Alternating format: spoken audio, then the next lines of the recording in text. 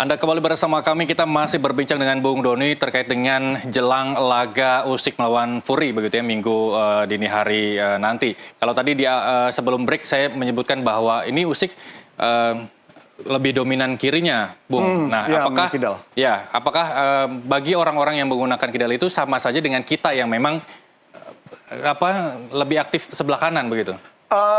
Iya, karena begini ya, lebih susah diantisipasi ya kalau petinju kan. Belum lagi kalau yang dia biasa ngadepin kakinya kan kuda-kudanya lain kan. Iya, betul. Kuda-kudanya lain dan biasanya orang yang ortodoks juga ketika itu bilang kalau itu kan stance southpaw kalau bilang. Dia tinju itu punya bahasa-bahasa yang khas gitu, yang memang nggak ada padanannya gitu. Kalau yang southpaw biasanya agak menyulitkan yang memang ortodoks. Ortodoks dia akan lebih waspada karena kakinya tuh bukan ini.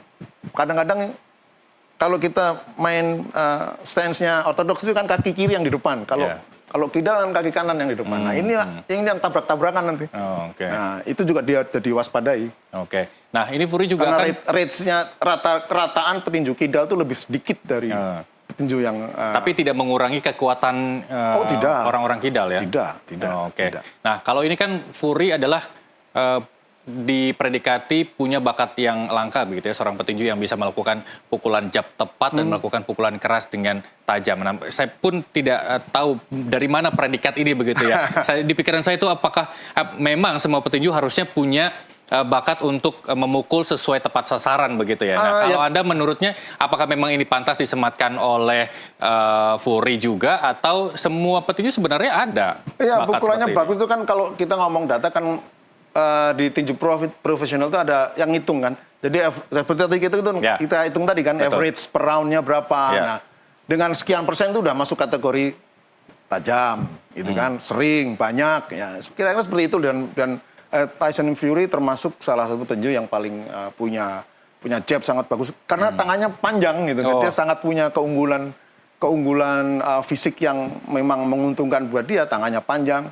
Walaupun tidak semua petinju jangkung dan punya jangkauan tangan yang panjang itu punya jab yang bagus. Misalkan Deontay Wilder yang 3 kali kalah lawan dia.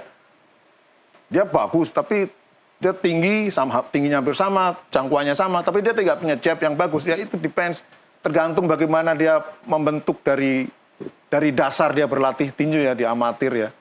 Bagaimana dia harus naik. Akhirnya kan itu sudah ketika sudah mencapai taraf yang profesional sudah ya seperti itu bentuknya gitu. Baik, saya punya data kembali daftar juara kelas berat linear tahun 94 hingga sekarang. Fury memegang gelar sejak 2015 nih. Bagaimana Anda melihatnya? Kita lihat ya, grafis berikut ini yang akan juga dibaca oleh Bung Doni. Nah, ini dia. 94 mungkin saya belum mengerti tinju itu apa ya, masih main gundu kalau nggak salah. Ada George Mandor, Shannon Briggs, Lennox Lewis, Hasim Rahman. Loh, kayak orang Indonesia begitu ya namanya. Meskipun orang Indonesia belum. Nanti kita akan bahas bagaimana Indonesia bisa masuk ke kancah internasional yang lebih mungkin begitu ya. Lennox Lewis, terus kemudian Wladimir dan lain sebagainya begitu ya. Mungkin di antara ini ada nama-nama yang baru begitu ya, Tyson Fury 2015 sampai saat ini. Anda bacanya seperti apa? Ya karena sebenarnya dia sempat kosong ya, 2015 dia kalah menang dari Vladimir Klitschko.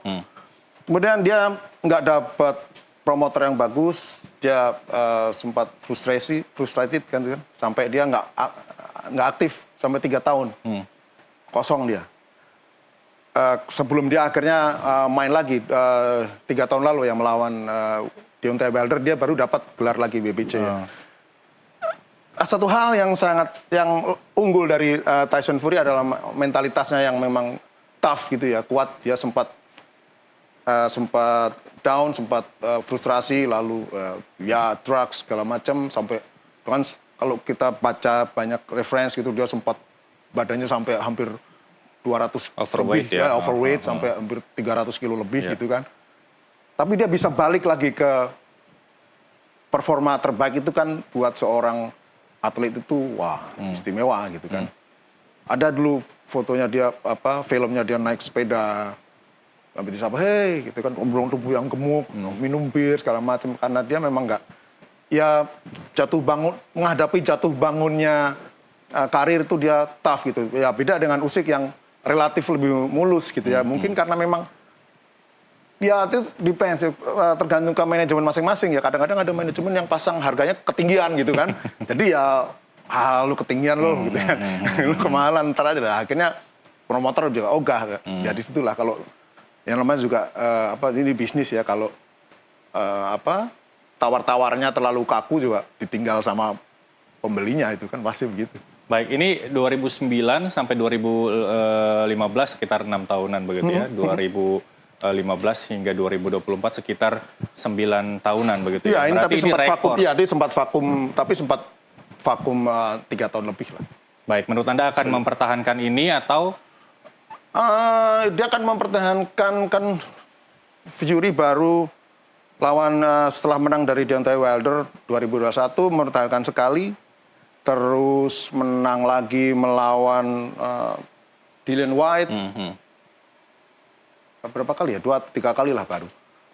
Ya kalau dia menang ya mungkin sudah semestinya karena udah punya kelebihan unggulan tadi, tapi ya kita lihat aja nanti. baik. Kalau ya kita akan lihat ini lagi ya, apakah ada data lagi terkait dengan head to head Usyk lebih unggul dari Fury? Bagaimana analisa Anda? Kita lihat dulu statistik berikut. Kita akan komentari terlebih dahulu, kita lihat. Nah, ini untuk Anda. Tadi saya bilang Ukraina Inggris kita udah bahas begitu ya. Dari usia memang hanya terpaut 2 tahun beda begitu lah. ya. Dari pertandingan ini jauh, lumayan jauh, tidak terlalu tipis. Saya nggak setuju dia bilang jauh ya, karena dia sempat lama dulu namanya ada PBA. Kalau setelah dari amatir, dari AIBA itu punya adan tinju yang profesional. Jadi dibayar tapi bukan profesional pure ya. Dia mewakili negara dalam satu tim, kayak timnasnya lah. Timnas tapi profesional, dan dia akan diadu masing-masing dengan negara lain. Misalkan Indonesia Garuda lawan Malaysia Harimau gitu kan. Ya seperti itulah kira-kira itu. AIBA, organisasi tinju amatir dunia, itu pernah punya. Dan sekarang masih ada PBA namanya Professional Boxing Association yang melegalkan bayaran bagi petinju yang statusnya quotes and quotes masih members dari AIBA gitu, tapi udah diberi, walaupun tidak bayaran yang tawar-tawaran segede profesional pure, murni profesional ya. Sehingga Kuba bisa punya petinju profesional gitu waktu itu kan. Sampai sekarang masih ada, walaupun dengan status profesional yang dikelola oleh organisasi tinju amatir. Dan itu banyak gitu mainnya. Jadi kalau mau fair ya itu digabung gitu kan. Rekornya sebenarnya nggak jauh-jauh amat sih.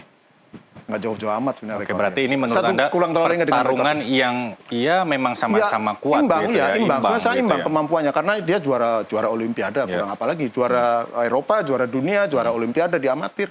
Kemudian di profesional dia stepnya itu kelihatan banget gitu loh. Baik.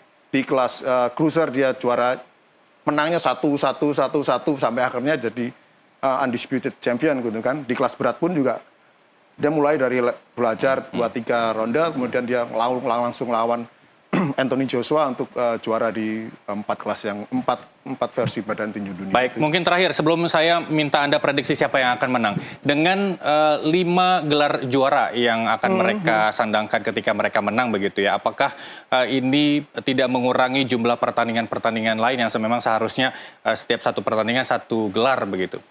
Enggak ya, di tinju profesional nggak ngatur. Jadi ya nggak akan mengurangi yang hal lain. Memang itu hak mereka untuk main, dan kebetulan Arab Saudi punya cuan yang cukup untuk menggelar pertandingan ini, kan memang mahal banget ya kalau kelas berat. Kalau di tinju itu tinju itu kayak orang beli daging gitu kan, timbangannya makin berat jadi makin mahal gitu kan. Ya kira-kira seperti itulah. Jadi ya forget it yang lain lah. Ini kita ngomong yang memang ada ini, dan yang lain nanti punya giliran sendiri untuk main. Baik.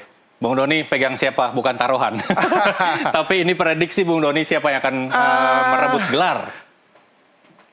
Saya kalau lah dari, saya suka petinju yang lincah. Dia suka, saya suka. Tapi si Usyk suka. Tapi saya lebih suka ini. Baik.